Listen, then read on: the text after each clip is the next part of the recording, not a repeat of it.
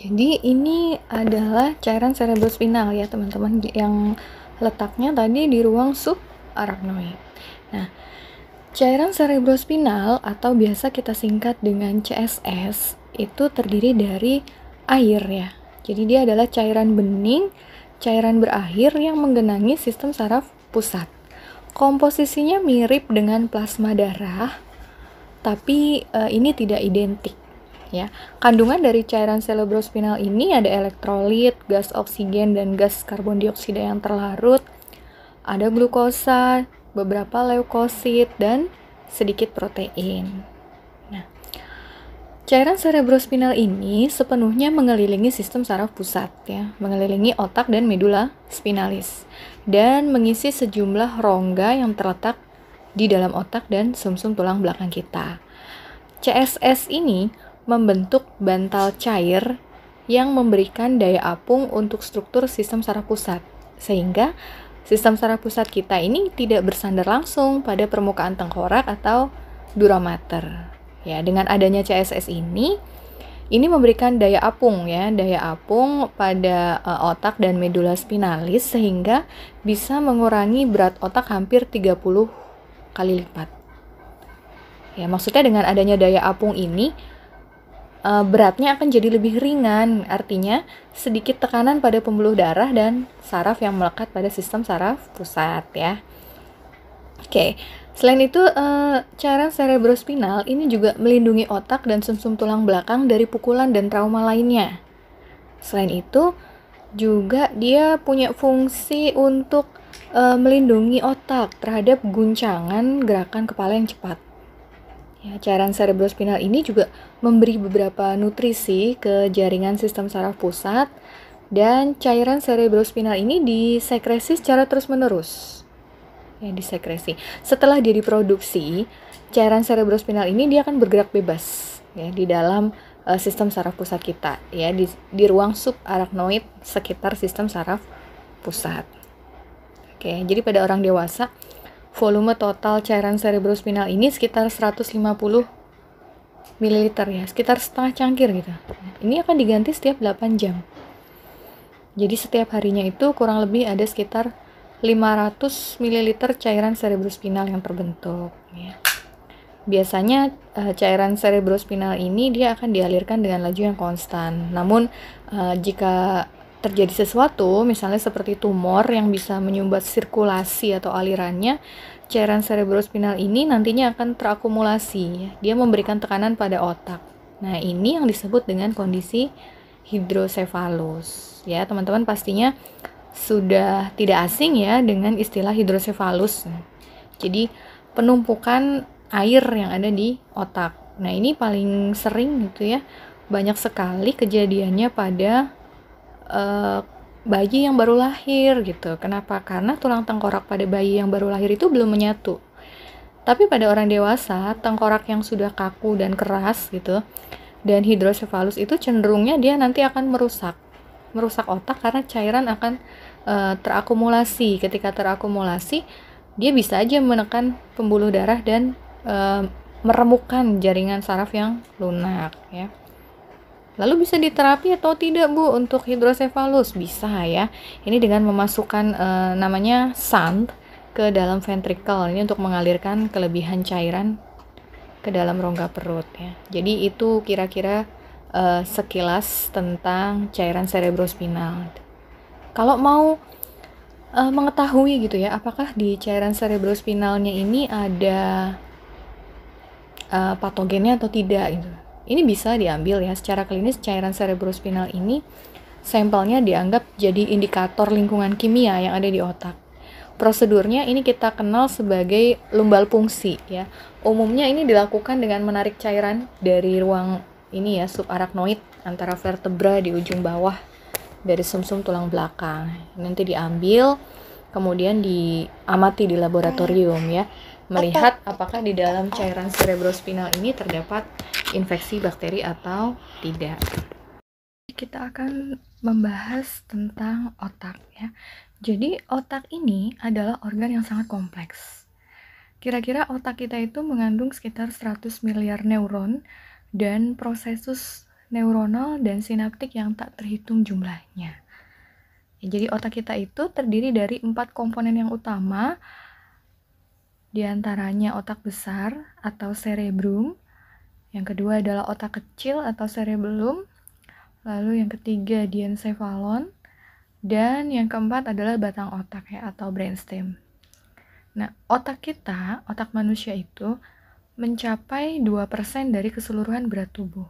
Ya, jadi teman-teman silakan dihitung berapa berat tubuhnya, lalu dihitung 2%-nya dari berat tubuh itu adalah otak ya.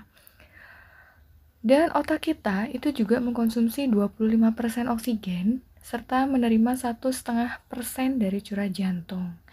Ya, jadi sekali jantung memompa, 1,5% akan diarahkan ke otak ya, darahnya. Untuk apa? Nah, karena ingat bahwa otak kita itu juga perlu nutrisi, perlu oksigen ya untuk menjalankan proses metabolismenya. Ya, kurang lebih ini adalah bagian-bagian dari otak kita ya. Otak besar atau cerebrum, kemudian ada otak kecil cerebellum. Nah, ini adalah otak kecil kita. Ada diencephalon ya, letaknya ada di tengah ini ya. Ada hipotalamus dan ada talamus.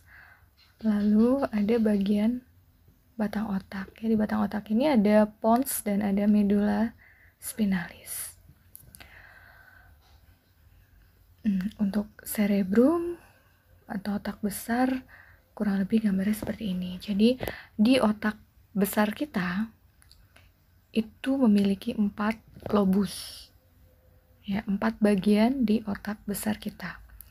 Ada lobus frontalis, lobus parietalis, lobus occipitalis, dan lobus temporalis. Nah, masing-masing bagian otak ini memiliki fungsi yang spesifik. Ya. Otak besar cerebrum ini punya fungsi secara umum yaitu untuk mengontrol persepsi sadar, pikiran, dan aktivitas motorik sadar ya. Dia bisa mengabaikan kebanyakan sistem yang lainnya.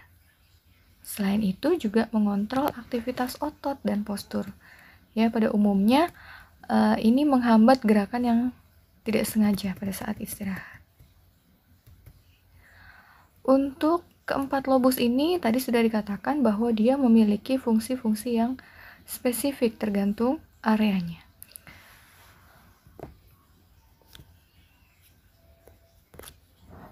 Nah, lobus frontalis ya, ini ada di area bagian depan dari otak kita ya. Lobus frontalis ini punya fungsi untuk kemampuan intelektual, kepribadian, penilaian ya, mengatur emosi, lalu untuk elaborasi pemikiran, yaitu fungsi dari lobus frontalis. Selanjutnya ada lobus parietalis. Ya, lobus parietalis ini letaknya ada di atas ya. Kalau kita pegang kepala kita bagian atas, nah itu ada lobus parietalis. Lobus parietalis ini punya fungsi untuk memahami bahasa lisan dan tertulis. Selain itu juga dia punya fungsi untuk merumuskan pola bicara yang logis, untuk mengekspresikan pikiran dan emosi. Selanjutnya yang ketiga adalah lobus occipitalis. Nah, lobus occipitalis ini letaknya tepat berada di atas cerebellum ya. Ini punya fungsi untuk mempersarafi indera penglihatan. Dan lobus yang keempat adalah lobus temporalis. Letaknya ada di samping ya. Lobus temporalis ini punya fungsi untuk mempersarafi indera pendengaran dan keseimbangan, serta juga dia untuk menyimpan memori ya. Jadi kalau terjadi injury, terjadi cedera pada salah satu area ini ya, nanti fungsi-fungsi itu yang akan terganggu ya. Nah, sebenarnya otak besar kita, cerebrum itu memiliki bagian kanan dan bagian kiri. Atau kalau di bahasa anatominya itu kita sebut dengan hemisfer. Ya. Otak kanan atau hemisfer kanan ini punya fungsi untuk hubungan spasial, konsep nonverbal, musik, kreativitas gitu ya. Dan hemisfer kanan ini mengendalikan organ tubuh bagian kiri. Sedangkan hemisfer kiri ini untuk fungsi bicara, keterampilan analisis, matematika, dan logika ya. Secara umum, hemisfer bagian kiri kita itu mengendalikan organ tubuh kita bagian kanan. Jadi bersilangan seperti itu ya.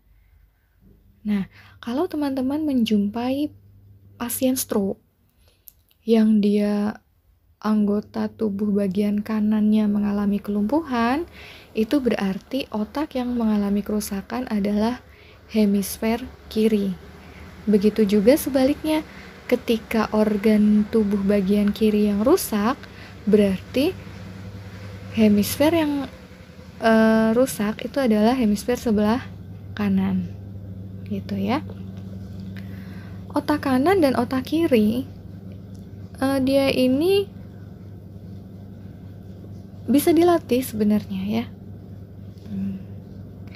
Jadi kalau yang kanan itu, ketika kita mendatangi hutan, dia akan melihat hutan secara keseluruhan. Tapi otak kiri kita itu karena dia lebih suka yang detail-detail gitu ya. Ketika kita mendatangi hutan, yang dilihat ya pohon-pohonannya begitu. Kurang lebih seperti itu antara otak kanan dan otak kiri kita ya. Meskipun dia memiliki fungsi-fungsi yang spesifik, sebenarnya otak kanan dan otak kiri kita itu sering sekali berantem gitu ya ibaratnya ya. Jadi otak kanan kita itu karena dia memiliki fungsi kreativitas, konsep nonverbal, nah sedangkan otak kiri kita itu lebih detail gitu. Nanti teman-teman bisa searching di Google bagaimana untuk mengetes kemampuan otak kanan dan otak kiri kita. Nah, selanjutnya kita ke cerebellum. Cerebellum atau otak kecil, sebenarnya dia adalah bagian yang terpisah dari otak besar ya. Bisa dilihat kalau di zoom seperti ini. Nah, jadi tidak menyatu dia dengan otak besar kita. Dia terpisah dari otak besar lalu dia dihubungkan oleh batang otak. Ya. Cerebellum ini punya fungsi untuk mengontrol gerakan otot dan tonus, mengatur keseimbangan dan postur yang tepat, mengatur tingkat gerakan yang disengaja, terlibat dalam keterampilan pembelajaran motorik, berkontribusi terhadap perencanaan dan pemrograman. Jadi kalau kita lihat dari kelima fungsi ini intinya ada di koordinasi motorik, ya, itu fungsi dari cerebellum. Selanjutnya ada diencephalon. Diencephalon ini ada talamus dan ada hipotalamus. Talamus memiliki fungsi untuk pusat memproses dan mengulang informasi sensorik, sedangkan hipotalamus punya fungsi untuk atau sebagai pusat kontrol emosi. Dia juga memiliki fungsi otonom dan produksi hormon. Ya, jadi regulasi suhu tubuh itu ada di hipotalamus. Ya, ini bagian yang keempat dari otak kita yaitu brainstem ya atau batang otak. Nah, brainstem ini menghubungkan otak dengan sumsum tulang belakang ya. Jadi ini otak kita lah, ini batang otaknya. Nah, kesini ke bawah nanti ada sumsum tulang belakang. Nah, brainstem ini memiliki dua bagian yang utama. Ada medula oblongata dan ada pons. Medula oblongata ini adalah bagian bawah dari batang otak yang punya fungsi untuk menghubungkan pons dengan sumsum tulang belakang. Nah, di bagian medula oblongata ini juga keluar nervus, ya, sepasang saraf, serabut saraf ini yang dia ini sebagai pusat untuk mengendalikan denyut jantung, kecepatan bernafas, dan aliran darah dalam pembuluh. Ini namanya adalah nervus vagus. Ya, nervus nomor 10. Lalu ada bagian yang kedua yaitu bagian pons. Pons ini punya fungsi untuk menyampaikan sinyal dari cerebrum ke cerebellum ya. Jadi pons ini ya dia hanya menyampaikan sinyal saja dari otak besar ke otak kecil. Ya, itu bagian dari otak. Ya, tadi teman-teman ada otak besar atau cerebrum, otak kecil atau cerebellum, ada diencephalon, kemudian ada brainstem, ya. Walaupun tadi dikatakan berat dari otak itu kurang lebih sekitar 2,5%, tapi tidak ada hubungannya antara tingkat intelijensi dengan berat otak, ya. Bukan berarti yang otaknya itu semakin berat dia semakin pintar, itu tidak, ya. Tidak ada bukti ilmiah yang menunjukkan hal itu.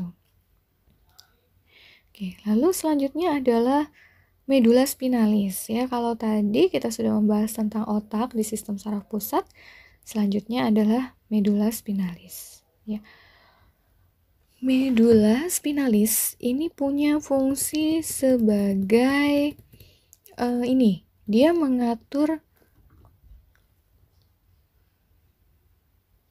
pusat refleks, ya. Pusat refleks dan jalur konduksi untuk impuls saraf antara otak dengan saraf spinal. Jadi nanti dari setiap ruas medula spinalis itu akan keluar sepasang saraf, ya. Ini disebut dengan saraf spinal. Jumlahnya ada 31 pasang saraf spinal, ya. Nah, sumsum tulang belakang atau medula spinalis ini dia terbagi menjadi dua daerah. Ada substansi yang warnanya abu-abu atau kita sebut dengan gray matter, itu namanya substansi glisea. Nah, ini letaknya yang ada di tengah ini, ya. Ini substansi glisea. Substansi glisea ini berisi badan sel saraf dan dendrit. Kemudian ada substansi alba. Substansi alba yang warnanya putih ini letaknya ada di pinggir, ya. Dia mengelilingi substansi abu-abu, dan substansi alba ini mengandung akson bermielin yang terorganisir, ya. Jadi ini gambaran dari medula spinalis. Medula spinalis memiliki fungsi untuk membawa rangsangan dari seluruh tubuh menuju ke otak dan membawa respon dari otak ke efektor untuk menanggapi rangsang.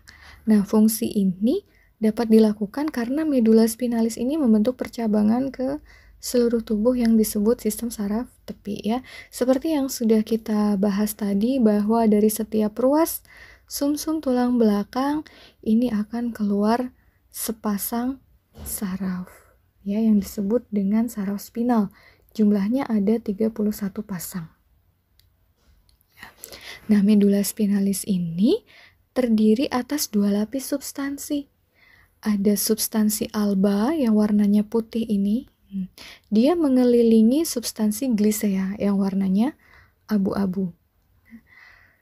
Substansi alba atau white matter ini berisi akson bermielin, ya. Sedangkan yang gray matter atau substansi glisea ini yang letaknya di tengah berisi badan sel saraf dan dendrit.